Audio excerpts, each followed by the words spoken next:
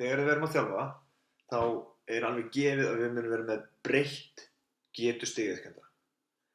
Þannig að til þess að koma til móts við það, þá þurfum við að geta aðlagað erfiðleikastigið að æfingunni.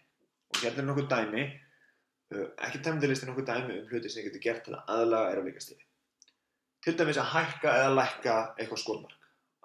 Til dæmis að vera að gera einhverja hopp-tækni eða eitthvað slíkt, eða að æfa sig í háum spörkum, að geta hækka og lækka skotmarkið með við hverju þeir eru með.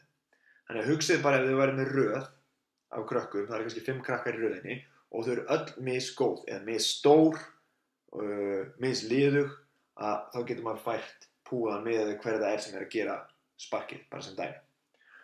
Að gera fleiri eða færri tæknir eða brot úr hreyfingu.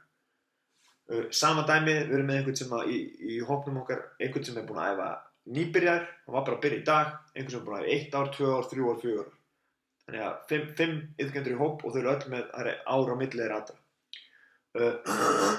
Það þýðir, einn iðkendi gerir kannski bara byrjun á hreyfingu, bara fyrsta skrefið í hreyfingu. Næsti iðkendi gerir allar hreyfinguna. Þriðji iðkendi gerir allar hreyfinguna 2 svar eða 2 hreyfingar í samsetningu og svo framvegis. Þannig að þarna er þetta bæta við á snöggan og auðveldan hátt fyrir ykkur aðalega erfiðleikastigið þannig að allir fá eitthvað sem hentar þeim.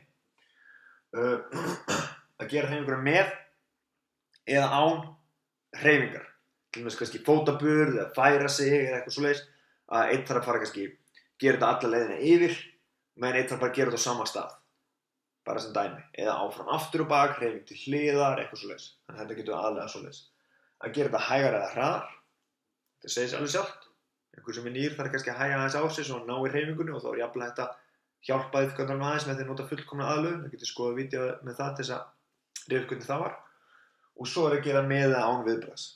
Þannig að þegar einhver er nýr og kann ekki hreyfinguna, þá er ekkert svakalega sniðugt að láta viðkomandi þurfa að gera einhverja æfingu með viðbragði sem þau kunni ekkert í.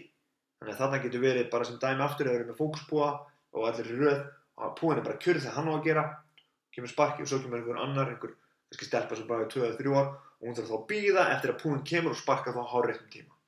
Þannig hérna eru 5 dæmi hvernig þið getið aðlagað erfiðleikastig fyrir mismunandi getuhópa.